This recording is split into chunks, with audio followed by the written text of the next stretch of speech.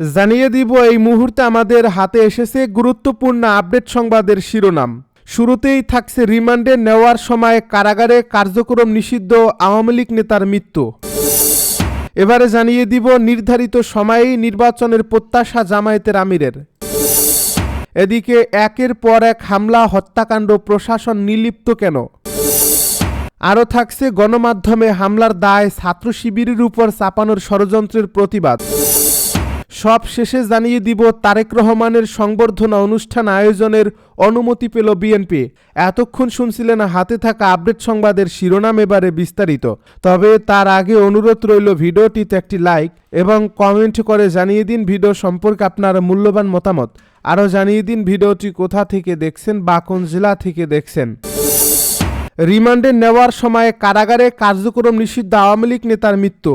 গাজীপুরের কাশিমপুর কেন্দ্রীয় কারাগার থেকে রিমান্ডে নেওয়ার প্রক্রিয়ার সময় হঠাৎ অসুস্থ হয়ে হৃদযন্ত্রের ক্রিয়া বন্ধ হয়ে কার্যক্রম নিষিদ্ধ ঘোষিত আওয়ামী লীগের এক নেতার মৃত্যু হয়েছে। কারা কর্তৃপক্ষের দাবি হৃদরোগে আক্রান্ত হয়ে তার মৃত্যু হয়। নিহত নেতার নাম ওয়াশিকুর রহমান বাবু।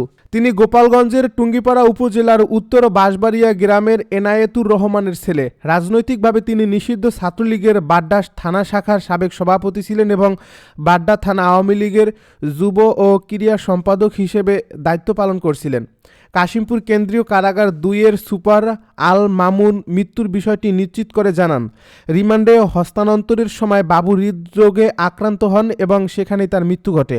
কারাগার সূত্র জানায়, গত 24 সেপ্টেম্বর রাজধানীর পান্থপথ এলাকায় ঝটিকা মিছিলের ঘটনায় সন্ত্রাস বিরোধী আইনের একটি মামলায় ওয়াশিকুর রহমান বাবুকে গ্রেপ্তার করা হয়। পরে 27 সেপ্টেম্বর তাকে কাশিমপুর কেন্দ্রীয় কারাগার 2-এ স্থানান্তর করা হয়। ওই মামলায় আদালত তার বিরুদ্ধে 3 দিনের রিমান্ড মঞ্জুর করেন। আদালতের নির্দেশে জিজ্ঞাসাবাদের জন্য রোববার বিকেলে পুলিশের একটি দল তাকে হেফাজতে নিতে কারাগারে আসে। কারাগারের নিয়ম অনুযায়ী হস্তান্তর প্রক্রিয়া চলাকালে ভর্তি শাখার অফিস কক্ষে তাকে একটি চেয়ারে বসানো হয়। এ সময় তিনি হঠাৎ অসুস্থ হয়ে চেয়ার থেকে ঢলে পড়ে যান। তাৎক্ষণিকভাবে তাকে গাজীপুরের শহীদ তাজউদ্দিন আহমেদ মেডিকেল কলেজ হাসপাতালে নেওয়া হলে জরুরি বিভাগে কর্তব্যরত চিকিৎসক তাকে মৃত ঘোষণা করেন। নির্ধারিত সময়েই নির্বাচনের প্রত্যাশা জামায়াতের আমিরের। ত্রয়োদশ জাতীয় সংসদ নির্বাচন আগামী বছরের ফেব্রুয়ারি মাসে নির্ধারিত সময়ই হোক, সেটা প্রত্যাশা করেন জামায়াত ইসলামীর আমির ডাক্তার শফিকুর রহমান। গতকাল ফজর নামাজের পর ঢাকা বিশ্ববিদ্যালয়ের কেন্দ্রীয় মসজিদের পাশে ইনকিলাব মঞ্চের মুখপাত্র শহীদ শরীফ ওসমান হাদির কবর জিয়ারত করতে গিয়ে তিনি সাংবাদিকদেরকে এই কথা জানান। জামায়াতের আমির বলেন, নির্বাচন ফেব্রুয়ারিতেই হোক, এ ব্যাপারে আমরা দৃঢ় আশাবাদী। এ লক্ষ্যে আমাদের পক্ষ থেকে সব ধরনের সহযোগিতা করে যাব। মূল কথা হলো নির্বাচনটা যেন সুষ্ঠু হয়, মানুষের কাছে গ্রহণযোগ্যতা হয়, জনমতের প্রতিফলন ঘটে, এখানে যেন অন্য কিছু চিন্তা না করা হয়। তিনি আরও বলেন, হাদির খুনিরা কার্যত বাংলাদেশেরই দুশ্মন, কারণ হাদিরা বাংলাদেশের পক্ষে কথা বলতো, দেশের স্বাধীনতা ও সার্বভৌমত্বের পক্ষে ছিল। হাদিরা আপন সংস্কৃতির কথা বলতো, তাদের উচ্চারণ ছিল অপসংস্কৃতির বিরুদ্ধে। ডাক্তার শফিকুর রহমান বলেন, হাদিরা কোটি তরুণের প্রাণে দ্রোহের আগুন জ্বালিয়ে দিয়েছিল। এই দেশ, এই জাতি আমাদের। দেশ ও জাতির পাহারাদারদের দায়িত্ব আমাদের নিতে হবে। কোনো কালো চিলকে আমাদের ভাগ্যে ছো মারার সুযোগ আর দেব না। তিনি আরও বলেন, হাদি কারোর দিকে অন্যায়ের হাত বাড়ায়নি, কারোর ওপর জুলুম করেনি। হাদি সবসময় ইনসাফের কথা বলছে, এমনকি এটাও বলেছে, আমার শত্রুর প্রতিও বেইনসাফি করতে চাই না। হাদি অনেকের অন্তরে জায়গা করে নিয়েছিল। এ ভালোবাসাটি সম্ভবত কারোর জন্য সহ্য করা কঠিন হয়ে গিয়েছিল। এজন্য তারা ষড়যন্ত্র করে দুনিয়া থেকে তাকে সরিয়ে দিয়েছে। যারা বিপ্লবী তাদের খুন করে, বিপ্লবের চেতনাকে খুন করা যায় না, বরং সেই চেতনা আরও ছড়িয়ে পড়ে। তিনি বলেন, হাদির হত্যাকারীদের বিচারে সরকারের এখন পর্যন্ত যা করছে তাতে জনগণ সন্তুষ্ট নয়। অতি দ্রুত খুনিদের গ্রেপ্তার এবং আইনের আওতায় আনতে হবে। যদি খুনিরা পার পেয়ে যায় তাহলে আপনার আমার কারোর জীবনে নিরাপদ বলা যায় না। একের পর এক হামলা হত্যাকাণ্ড, প্রশাসন নির্লিপ্ত কেন? ওসমান হাদি হত্যাকাণ্ড কিংবা গণমাধ্যমের অফিসে হামলা অথবা ময়মনসিংহে হিন্দু যুবককে হত্যার ঘটনাগুলো সহ সম্প্রতি বেশ কয়েকটি ঘটনা প্রতিরোধ ও পরে ব্যবস্থা নেওয়ার ক্ষেত্রে প্রশাসনের সক্রিয়তার অভাব ছিল বলে অভিযোগ উঠেছে। ইনকিলাব মঞ্চের মুখপাত্র ও জুলাই যোদ্ধা শরীফ ওসমান হাদির খুনিরা পালিয়ে যাওয়া কিংবা হত্যাকাণ্ডের পর রাজধানী ঢাকাসহ দেশের বিভিন্ন স্থানে ঘোষণা দিয়ে একের পর এক হামলা, ভাঙচুর, লুটপাট ও অগ্নিসংযোগের ঘটনা ঘটেছে। শুধু তাই নয়, ময়মনসিংহে এক হিন্দু যুবককে পিটিয়ে আহত করার পর গাছের সঙ্গে বেঁধে পুড়িয়ে হত্যা করা হয়েছে। লক্ষ্মীপুরে একজন বিএনপি নেতার ঘরের দরজা বন্ধ অবস্থায় আগুনে তার 7 বছরের শিশুকন্যার মৃত্যু হয়েছে। অনেকেই অভিযোগ করেছেন এসব ঘটনায় আইনশৃঙ্খলা বাহিনী অনেকটা নির্লিপ্ত ভূমিকায় ছিল। অধিকাংশ ক্ষেত্রে ঘটনার পর বা অনেক পর তারা সেখানে হাজির হয়েছে। অপরাধীদের গ্রেপ্তারেও শৈথিল্য দেখা গেছে। গণমাধ্যমে হামলার দায় ছাত্র শিবিরের উপর চাপানোর ষড়যন্ত্রের প্রতিবাদ।